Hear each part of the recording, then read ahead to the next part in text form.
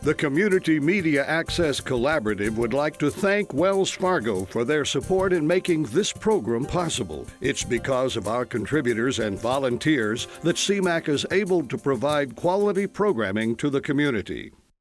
Do you get downtown?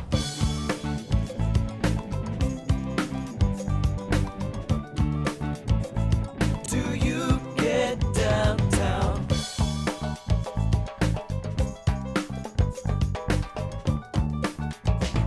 Do you get downtown? Welcome to the Downtown Ice Rink. You are here tonight with us at the Downtown Ice Rink, and this is Do You Get Downtown, episode 2. We are veterans. We're pros. Yeah. There are not going to be any mistakes tonight. Oh, no. Were there last time? No. What mistakes? I don't know what you're talking about. So, what are we talking about tonight, Craig? It's going to be very event heavy today, as there are so many things to do downtown. There are. There are a lot of things to do downtown, and there are so many things to do downtown during this holiday season. So it's great to think about downtown when you're planning your holidays. And we're going to have a visit from Michelle Swift from Warner's to talk about what's going on at Warner's Theater. Can't wait. One of the most beautiful theaters in the state. And they have a lot going on during the holidays. It's kind of a great place to, and it feels festive. The building, the space, it's just such a beautiful place in downtown. One of our historic theaters, which we have a lot. Mm-hmm. Yep, we'll be talking to my old buddy Michelle Wong. Will be coming into the studio, our live studio out here at the ice rink. Yes, and Michelle works where? I believe her last job was at Peeves Public House and Local Market. Oh, okay. So we'll be talking a little bit about Peeves Public House and Local Market. We have a couple of experts about that new venue. So that'll be some good chats there with Michelle. Yeah. All right, so here we are at the ice rink. Have you been skating yet this season? I haven't. I skated last season, but I've been a little tied up this year. Sorry about that. Well, we need to get you on ice skates. Give me clear on the hours, days of the week, when you take a break, if ever. We do not take a break. We're open every single day at 11 a.m. all the way through January 20th. Amazing. It is amazing because it's frozen water, and it was, 67 today? People didn't think that we could even do that. So we're open every day at 11. We stay open until 9 p.m. on weeknights and 11 p.m. on weekend nights. It is $8 for children and $10 for adults during the week, and $10 for children and $12 for adults on weekends. There are season passes. There are different events and promotions going on every single day at the ice rink, and it's all on our website, downtownfresno.org. So people can come, skate, enjoy it. What is more festive during the holidays than this? I love it. A lot of my neighbors are here. They're skating. We're here on a weeknight, and it's busy and active, and they're having a ball. They're goofing off, showing off all the kinds of things kids ought to be doing. Exactly. And people say that people don't know how to ice skate in Fresno, and you don't have to know how to ice skate. You just show up, you put on a pair of skates, we give you the skates, we provide parking validation and skate rental, and you figure out how to skate pretty quickly. It's an easy thing to learn. Oh yeah, you see some guys out here and they're doing kind of the slow walk thing. You come back a few days later, they're spinning around doing jumps. Have you done any jumps yet? Well, there was a time where I wasn't completely grounded to the ice. Okay. There was a little bit of a free fall last year, but that's part of the fun. We won't talk about that You anymore. just feel like a kid. When you put on skates, you immediately feel like a kid again. And it feels like the holidays. Yeah. And that's what we want, is we want these downtown experiences to be connected to the holidays and for people to make memories here. Well, that's what I was just thinking. I mean, when the kids that are here now are talking about downtown Fresno 20 years, they're going to talk about how their parents and their grandparents brought them to downtown. You're really building memories for the future. Yep. Good investment. And people are definitely enjoying it. And the number one thing about downtowns is foot traffic. So what are you seeing in terms of numbers? We are seeing approximately 300 to 500 people come through every day. Wow. And that's busier during the holidays. So when kids are out of school and it's an actual, like on Christmas Day, we'll be very active, day after Christmas, and we're open every single day, New Year's Eve, New Year's Day. Those are all really busy days for us. And last year we saw almost 1,000 people a day on those days. So all those people hopefully are going to restaurants and shopping and doing other things downtown. That's great. All right. Well, what would it? Yeah, what would it be like if you could live by an ice skating rink? I mean, what would that be like in Fresno if you said, "Yeah, I live right next to an ice skating rink"? I think that is the exact thing that needs to happen in downtown. We need to have more opportunities for people to live in downtown, but there are some already. It's something that we're building on constantly. You could live actually right here around the rink, but there are other housing opportunities too. And we have an interview with a person who lives in downtown right now. So we're going to show that. Dustin has the most unique, it's such a beautiful residence, and he's over in the Fulton Lofts. And didn't we enjoy meeting Dustin and seeing his space? It's fantastic. The first time I saw it, I couldn't believe. I mean, it is like something you would see in Architectural Digest. It is. It's incredible. So let's see what Dustin has to say about downtown living. We get to sneak inside Dustin's house and take a look.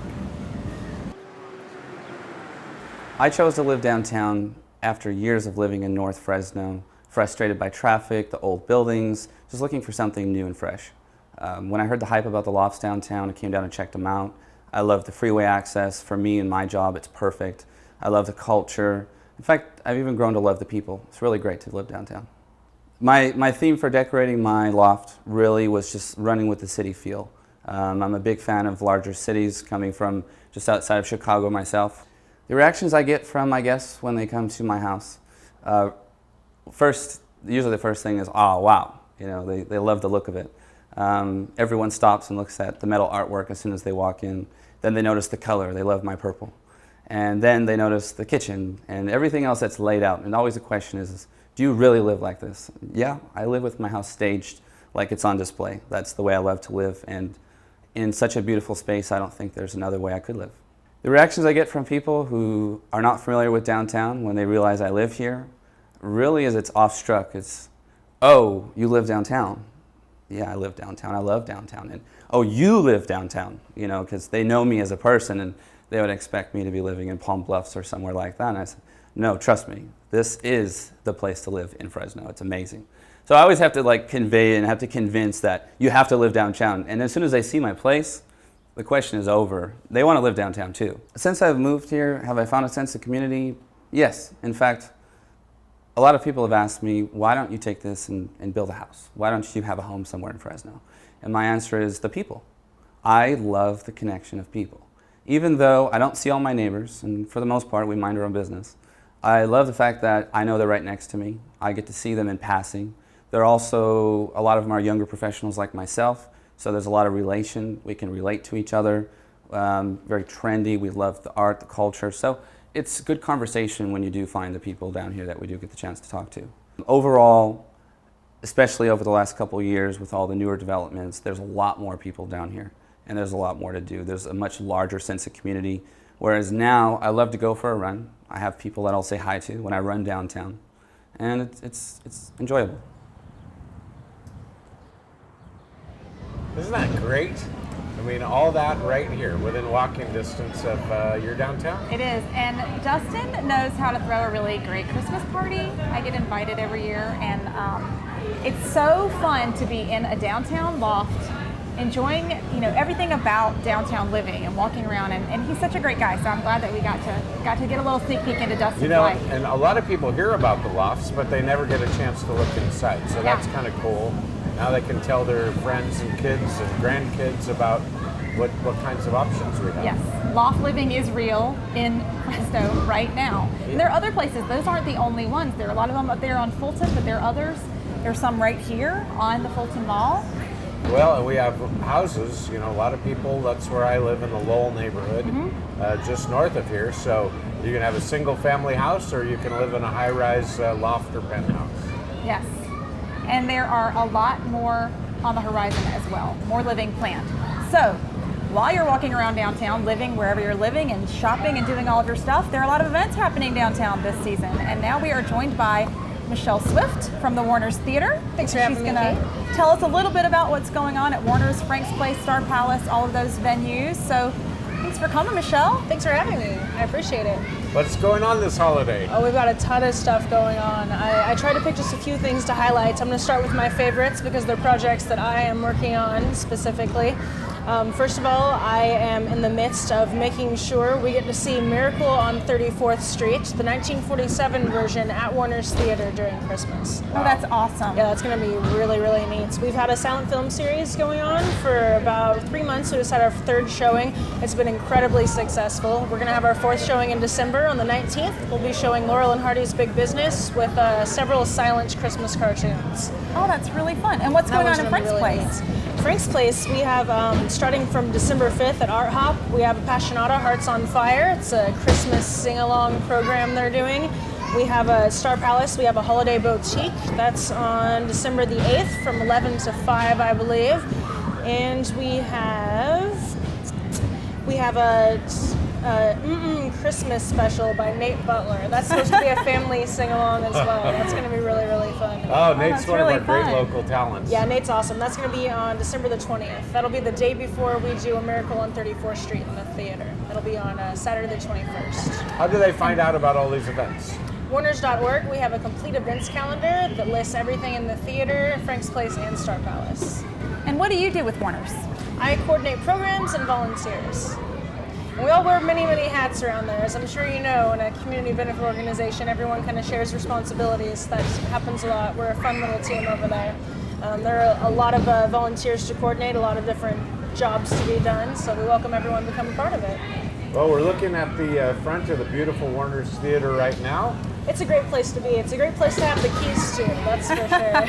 Well, And and if you've seen the outside, it doesn't even prepare you for the wow factor on the inside. Yeah, even in the lobby, people are like, wow, this is awesome. I'm like, take a walk with me into That's the right. main part of the theater. Yeah, there we go. It's And- absolutely gorgeous. I've been lucky enough, as you have as well, Craig, to have a lot of tours of the theater and the spaces, and it's really incredible. Do you do tours regularly for the public if they want to get a little bit more? We do. Every Art Hop, we do free theater tours. Then those are actually led by an all-volunteer team. And you get to see Star Palace and Frank's Place, the main part of the theater, down under the dressing rooms and the mezzanine. That's really great. Yeah, it's really fun. I think more people should see all of the detail and get that tour and find out the historical information. It's wonderful. Oh yeah, that's the mission of the tours. Of course, why they're free is just to get people in to experience the theater, because it's something you wouldn't expect to find in Fresno. Mm-hmm. Well, I've actually seen busloads of people from around the country descend on that theater to see it. Historical theater buffs from all over have come to look at it, and it's a real point of pride for everyone in our region. So thanks for keeping it busy and active. For sure. I'm very excited. Since we, the last couple of years when I first came on as an intern, we didn't have near as much going on as we do right now. We have a lot more community support and awareness, just that Warner's is open and it's beautiful. That's And- something good to see. It's a nonprofit, so people need to know that. Yes. It is managed by a board of directors. It is a nonprofit organization, so all of the support, when people go and buy tickets, they're supporting keeping this theater alive. Exactly. And I was just looking, I do the social media for Warner's as well, so I was looking at interesting articles to post on our social media, and I found a list of old theaters in the United States that are for sale, and I thought, how tragic. I hope that's never us. So that is a valid point, that every time you buy a ticket, come to an event, purchase a beverage, you are supporting paying the property taxes, fixing the plumbing, all the kinds of stuff that has to be done in order to keep the building alive. Yes. Well, and you always have to give a big shout out to Frank Caglia, the patriarch of the Caglia family, and their efforts to save the theater, to own and operate it, and then to create this nonprofit so that it's a gift to the community. Absolutely. Frank's Place actually gets its name from Frank Caglia. I hope he'd be proud. I would have liked to have met him. I'm sure I he have would. no doubt. Well, thank you so much for coming. Yeah, sure, thank you. We encourage everyone to go to Warner's Theater during the holiday season and all year long. And again, all the events are, what's your website again?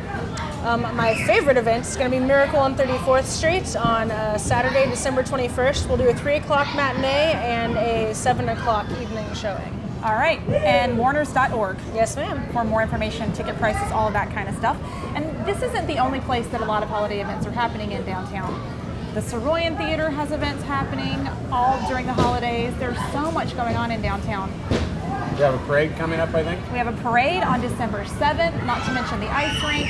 We're going to have New Year's Eve events, a lot happening all over downtown. And anybody can get all this event information on our website, downtownfresno.org. We post events, not just our events, but your events, events from other theaters all over. Okay. We're going to take a break. Thank you. The Community Media Access Collaborative would like to thank Wells Fargo for their support in making this program possible. It's because of our contributors and volunteers that CMAC is able to provide quality programming to the community. So we'd like to give you a little bit of an update on the Fulton corridor. A lot is happening. This is a very exciting time in downtown for our main street and what should be our main street. And we've had a lot more things going on. You were part of the process where the design team came in. You met with the design team. Have you seen the final analysis? I have, and you know, I think it's important for people to know that these are real engineering drawings that are going to be used eventually for putting the bid out and getting the real tangible work of hopefully restoring the traffic into our downtown. But I mean, the detail is incredible. Where would they go to find them? All of the designs are on our website, and so what they'd be looking at is the three alternatives, which have been completely designed at this point to 35-ish%, and they'll be able to see where sculptures are going to remain, what's going to happen, some detailed descriptions of the designs, what's going to happen to the art, the length of the sidewalks, all kinds of things like that. So and the designs have changed a bit since the first round, the first renderings that we got years ago with the original team that just got us to that point. Yeah, so it's gone from conceptual to very, very concrete, no pun intended. And it's kind of boiling down to one straight street with two lanes, one in each direction and parking, and favoring kind of toward one side of the buildings and the other having wider sidewalks. Which is really interesting. I don't think people really have thought about that. But this whole street, which is straight, is going to be kind of kicked over to one side. Right. So we'll have almost like a park on one side of the street and then a traditional sidewalk on the other side of the street. But both sides will be larger than a sidewalk that we see now in downtown. Well, not just downtown here. I mean, the sidewalks are wider than any downtown I know of in California. Even the crazy busy, you know, cities like Pasadena.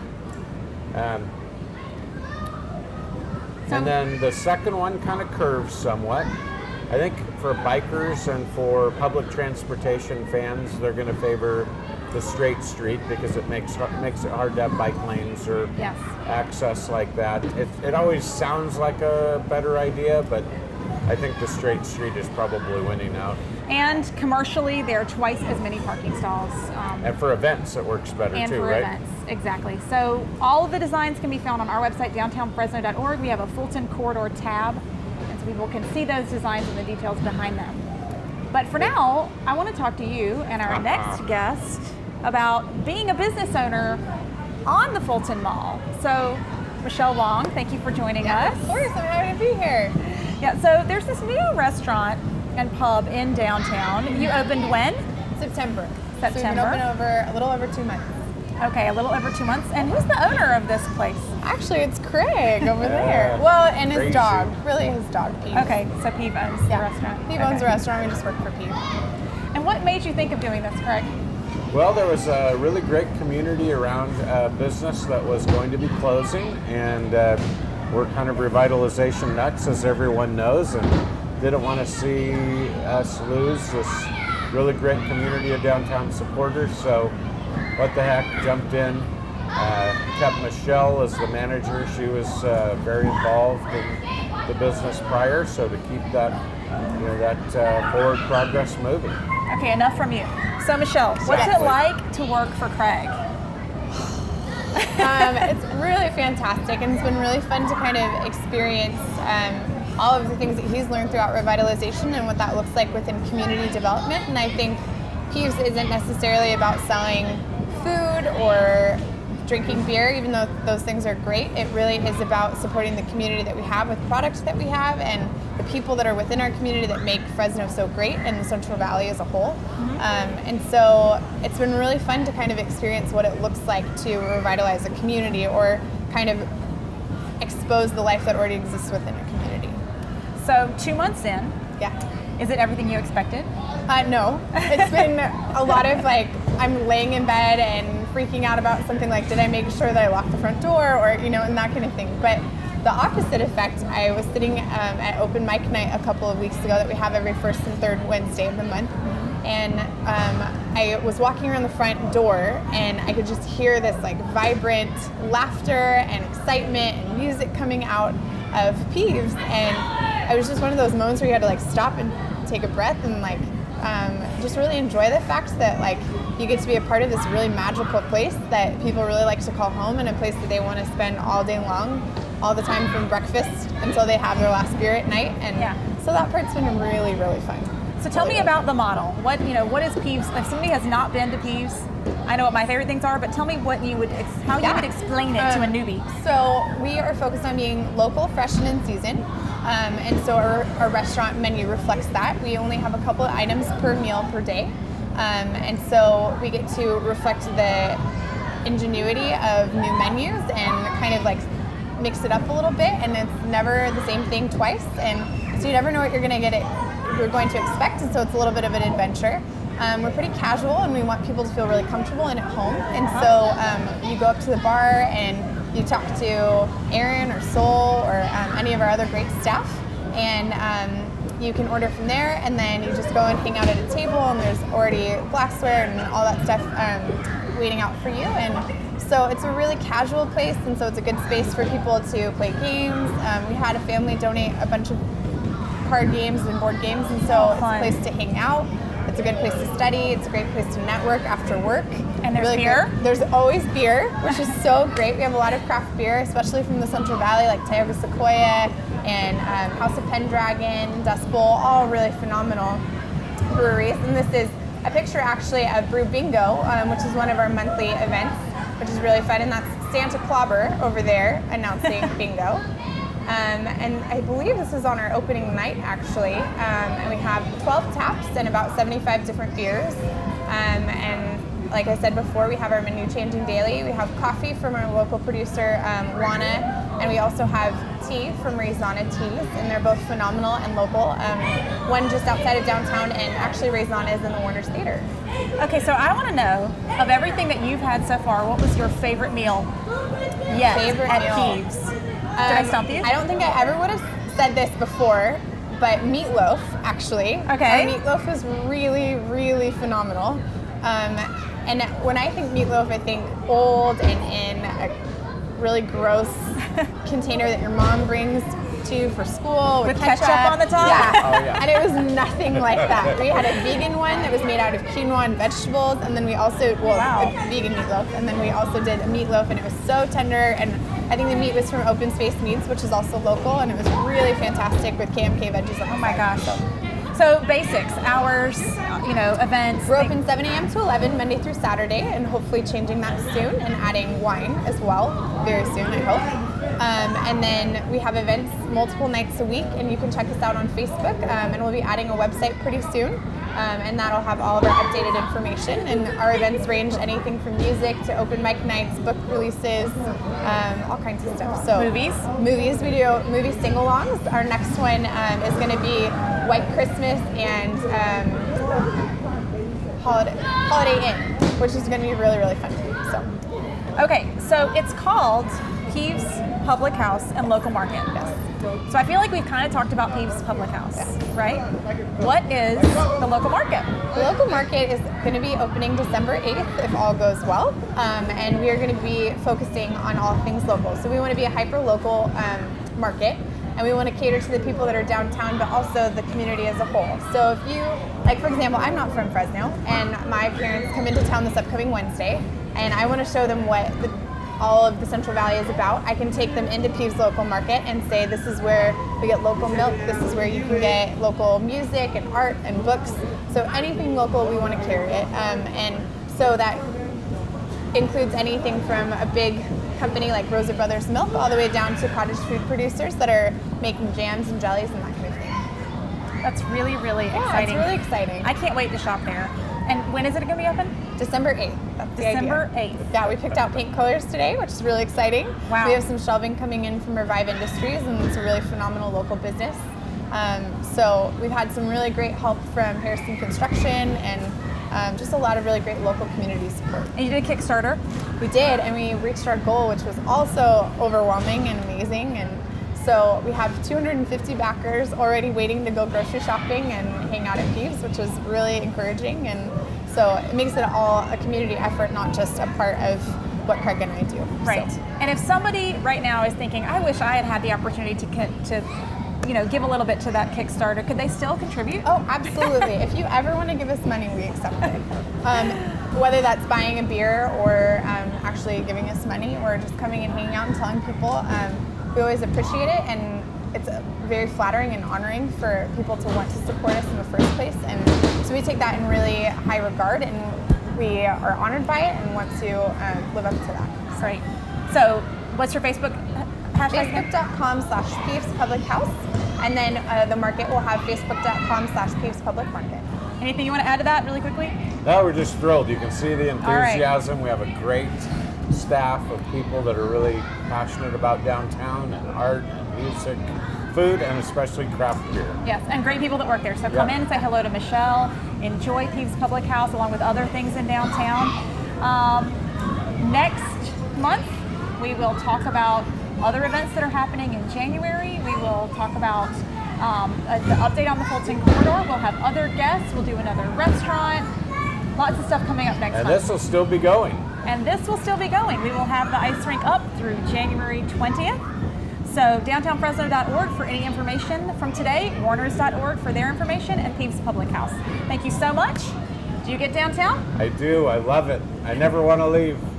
You get downtown.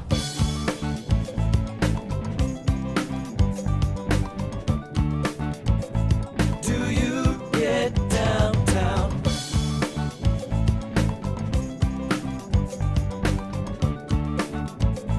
Do you get downtown?